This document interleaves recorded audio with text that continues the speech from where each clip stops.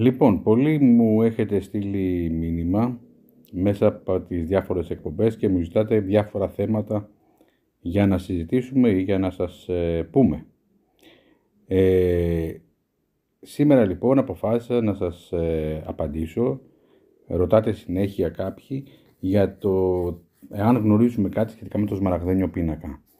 Θα σας δώσω την πιο λιτή απάντηση πάνω σε αυτό, δίνοντας μόνο αυτή την πληροφορία που έχουμε από τον Αλμπέρτο το Μάγνο, ο οποίος έχει γράψει ότι ο σμαραγδένιος πίνακας αποδίδεται στον Ερμήτο Τρισμέγιστο και βρέθηκε σύμφωνα με τον Αλμπέρτους Μάγνους από τον Μέγα Αλέξανδρο, ο οποίος ανακάλυψε τον τάφο του Ερμήτου Τρισμέγιστου σε ένα σπήλαιο κοντά στην Χευρώνα.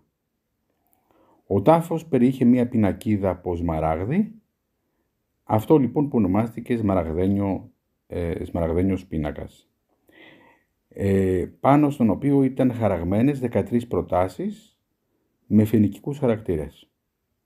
Πάμε να διαβάσουμε αυτές τις 13 προτάσεις έτσι όπως ακριβώς έχουν αποδοθεί.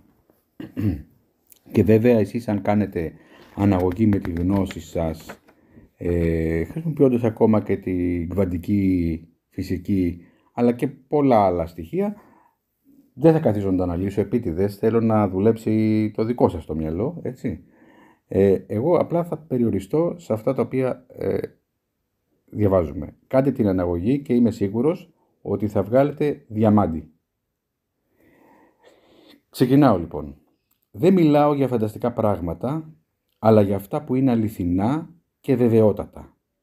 Ό,τι είναι κάτω είναι σαν και αυτό που είναι πάνω, και ό,τι είναι πάνω είναι σαν και αυτό που είναι κάτω, για να επιτελέσουν τα πράγματα του ενός πράγματος.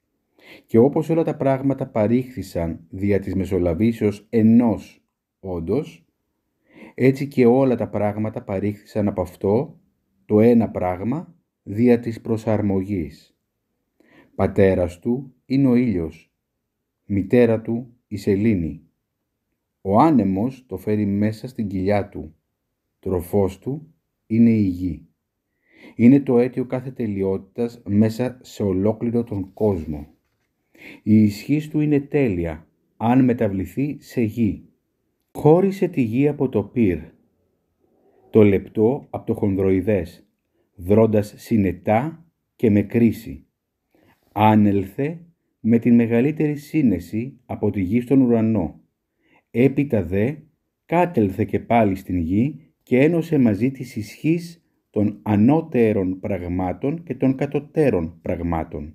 Έτσι θα αποκτήσεις την δόξα ολόκληρου του κόσμου και όλο το σκοτάδι θα πετάξει πολύ μακριά από σένα. Αυτά τα πράγματα είναι η στεναρότητα όλων των στεναροτήτων, διότι ξεπερνά όλα τα λεπτά πράγματα και διεισδύει μέσα σε κάθε στερεό πράγμα. Έτσι δημιουργήθηκαν τα πράγματα.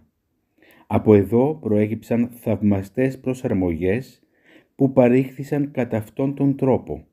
Συνεπώς, ονομάζομαι Ερμής Τρισμέγιστος, κατέχοντας τα 3 τμήματα της φιλοσοφίας ολόκληρου του κόσμου. Αυτό που είχα να πω σχετικά με τη λειτουργία του ήλιου ολοκληρώθηκε. Κάπως έτσι λοιπόν τελειώνει η αποκάλυψη του σμαραγδένιου πίνακα. Σε εσάς εναπόκειται να το δουλέψετε όπως προείπαμε, να κάνετε τις σωστές αναγωγές και συνάψεις και αφήστε τη σκέψη σας να βγάλει τα συμπεράσματα. Καλή συνέχεια. Λοιπόν, πολλοί μου έχετε